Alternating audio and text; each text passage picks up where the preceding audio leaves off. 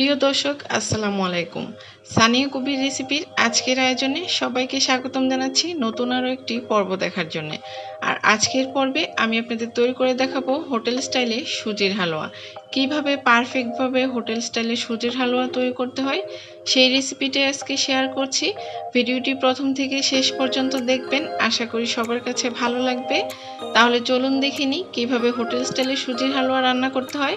হালুয়া রান্না করার জন্য চুলায় একটি প্যান বসিয়ে আমি এতে দিয়ে দিচ্ছি 1 কাপ ঘি আর তেল মিক্সড করে।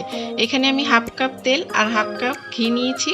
তবে হোটেলগুলোতে শুধু তেল দিয়ে হালুয়াটা তৈরি করা হয়, তবে ঘিটা অ্যাড করলে কিন্তু হালুয়ার টেস্টটা অনেক ভালো আসে। এখন আমি এতে দিয়ে দিচ্ছি 2 পিস দারচিনি, 3 পিস তেজপাতা আর 3 পিস এলাচ দিয়ে ঘি আর তেলের সাথে নেড়ে ভেজে নিয়েছি মিনিট 2। যখন খুব সুন্দর একটা ফ্লেভার বেরোবে তখন আমি এতে অ্যাড করে দিয়েছি 1 কাপ সুজি।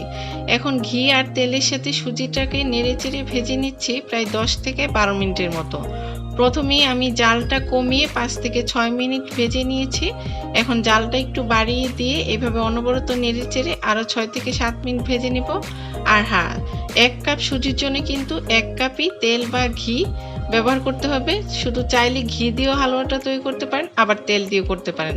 তবে ঘি অ্যাড করলে হালুয়ার টেস্টটা কিন্তু অনেক ভালো আসে।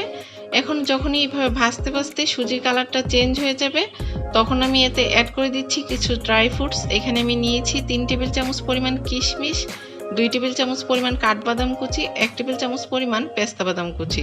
তবে আপনারা আপনাদের পছন্দ অনুযায়ী যে কোনো ড্রাই ফ্রুটস এখানে ইউজ করতে পারেন। এখন ড্রাই ফ্রুটসগুলো দেওয়ার পর সুজির সাথে আরও নেড়ে চেড়ে ভেজে নিয়েছি 3 মিনিটের মতো। যখনই এভাবে সব কিছু খুব ভালোভাবে ভাজা হয়ে যাবে তখন আমি এতে অ্যাড করে দিচ্ছি গরম পানি। 1 কাপ সুজির জন্য আমি এখানে 3 কাপ গরম পানি দিয়ে দিচ্ছি, আর এই পানিটা আমি আগের থেকেই গরম করে নিয়েছিলাম। এখন পানিটা দেওয়ার সাথে সাথে সুজিটাকে নেড়ে চেড়ে পানির সাথে মিক্সড করে দিতে হবে। আর এইভাবে কিন্তু অনবরত নাড়তে হবে যাতে সুজিটা দলা পাকিয়ে না যায়। এখন এভাবে নেড়ে চেড়ে অপেক্ষা করছি সুজিটা বলক আসা পর্যন্ত। যখনই বলক চলে আসবে তখন আমি এতে অ্যাড করে দিচ্ছি হাফ চা চামচ পরিমাণ লবণ। লবণটা দিয়ে আবারও নেড়ে চেড়ে সবকিছু খুব ভালোভাবে মিশিয়ে নিচ্ছি। এখন আমি এতে দিয়ে দিচ্ছি চিনি। আমি এখানে 1.5 কাপ চিনি নিয়েছি। প্রথমে হাফ কাপ দিচ্ছি, পরে আবার হাফ কাপ দিয়ে দিচ্ছি। তবে আপনারা আপনাদের টেস্ট অনুযায়ী চিনির পরিমাণটা আরও কম বেশি দিতে পারেন। এখন চিনিটা নেড়ে চেড়ে মিক্সড করে দিচ্ছি আর অপেক্ষা করছি সুজিটা সিদ্ধ হয়ে যাওয়া পর্যন্ত। সুজিটা কিন্তু প্রায় সিদ্ধ হয়ে এসেছে। এখন নেড়ে চেড়ে যে এক্সট্রা পানিটা আছে সেটাকে শুকিয়ে নিতে হবে।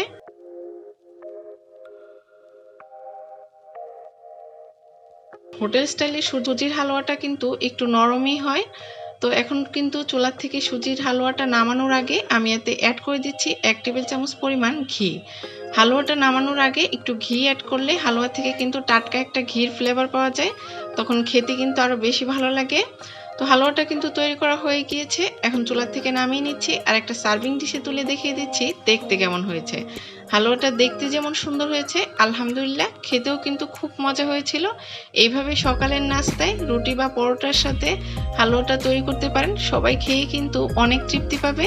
তাহলে আজকের এই হোটেল স্টাইলে হালুয়ার রেসিপিটা কেমন লেগেছে অবশ্যই কমেন্টস করে জানাবেন। আর রেসিপিটা ভালো লাগলে একটা লাইক দিয়ে চ্যানেলটা সাবস্ক্রাইব করবেন।